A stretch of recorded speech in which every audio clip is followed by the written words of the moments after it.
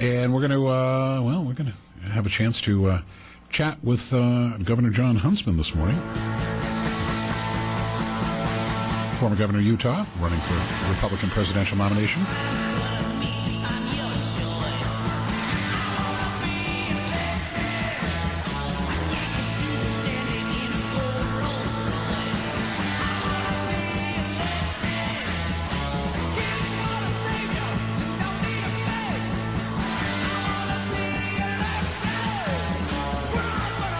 Not sure what your campaign theme is, Governor, but Alice Cooper and elected seem to be appropriate to me. You know, Alice Cooper's still rocking. That's the amazing thing about that guy. Well, and you're still rocking, too. I mean, you're about as close to being a resident, non-resident as we can get now.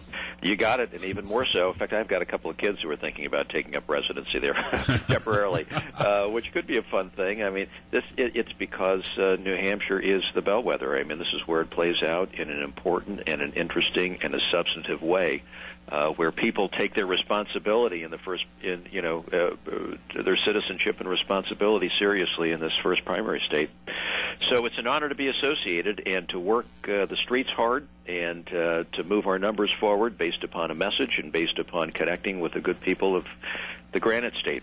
Well, I mean, you know, all political posturing aside, you've got a resume that is phenomenal. And if anybody is not paying attention, if you're being distracted by sound bites from other people and not looking at Governor Huntsman's resume, then you're selling him and you're selling yourself short, because you have a very admirable political and personal resume.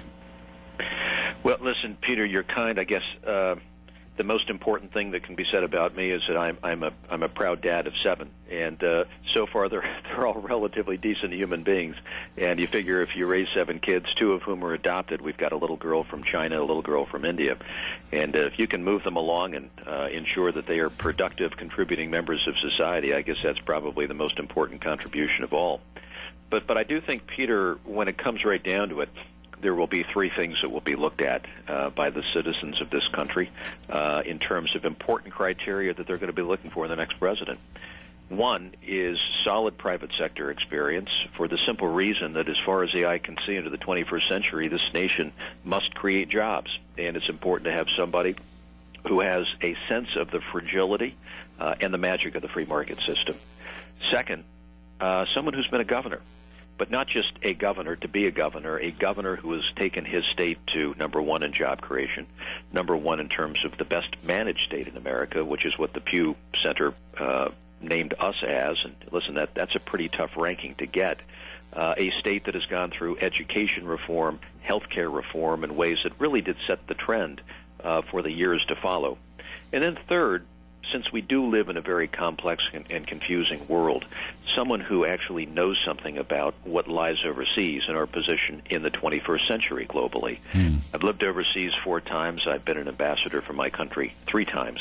And to have a sense of what our top competitor countries have done and are preparing to do as the 21st century plays out gives you a very keen insight into where we are, where we need to be, and how to maintain that sense of preeminence so that we don't see the end of the American century, which is what I premised my whole campaign on, the fact that, you know, we simply refuse to see the end of the American century.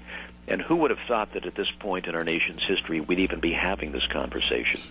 Yet, for the first time in the history of this greatest nation that ever was, we're about to pass down our sense of humanity to the next generation. I mean, what is humanity? It's our sense of values. It's the air we breathe. It's our economy. It's our competitiveness. We're about to hand all of this down to the next generation in a form that is less good and less productive and less competitive and more divided than ever before in history. And I say, if that isn't enough to get people focused on change in 2012 and moving this country on a trajectory that can reverse this very unfortunate trend, then nothing else will. Governor, you have performed, I think, very well in the televised debates. Yeah, you've looked cool. You've raised some salient points, great responses. So I'm a little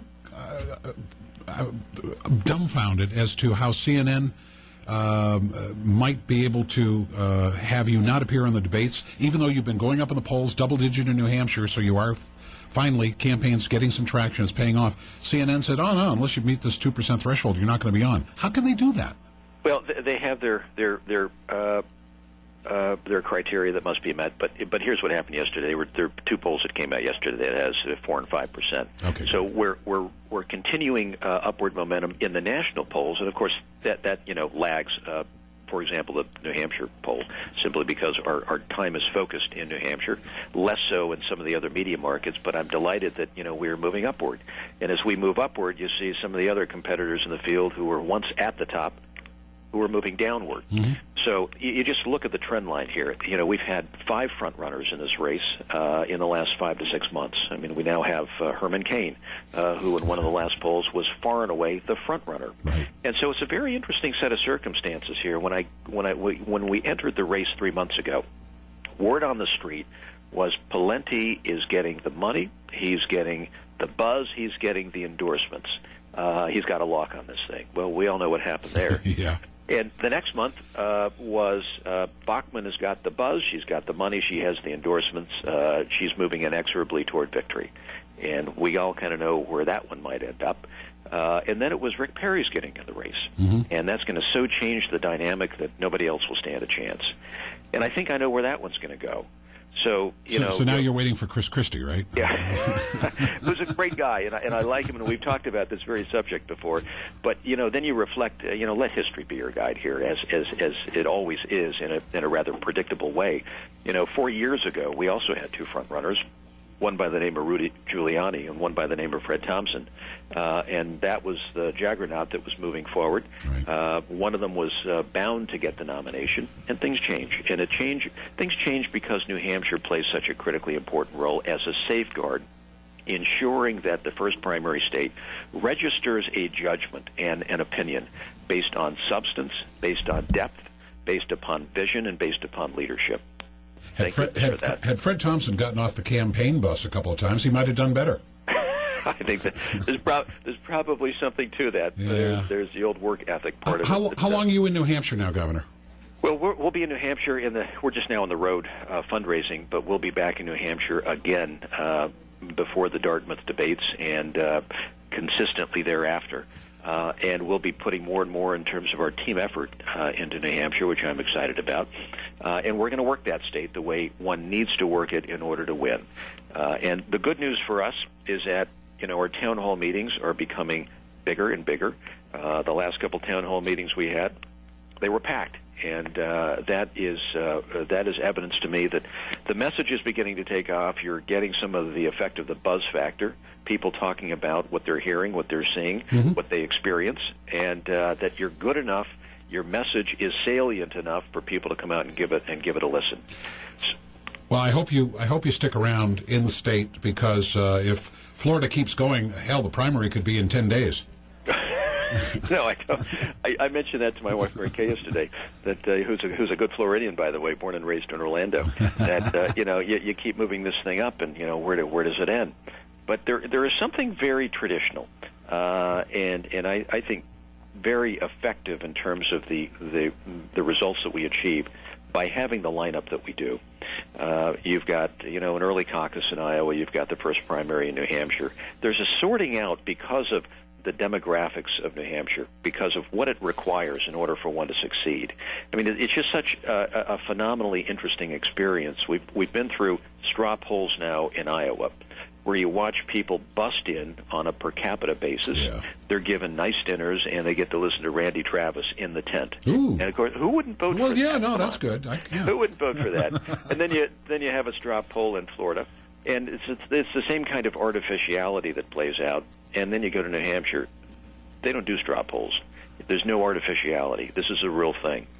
So to have that at the beginning of the process, I think, is an important, what can we say, cleansing aspect to the early political process.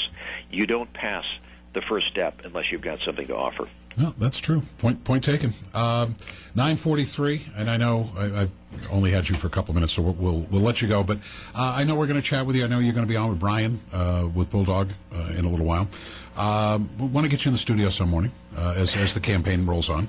Peter, we will do that, and I'll look forward to it, and we'll take the conversation in whatever direction you'd like at that point. Look forward to it. Thank you, Governor. Thanks so much for your time. All right. Governor Jon Huntsman.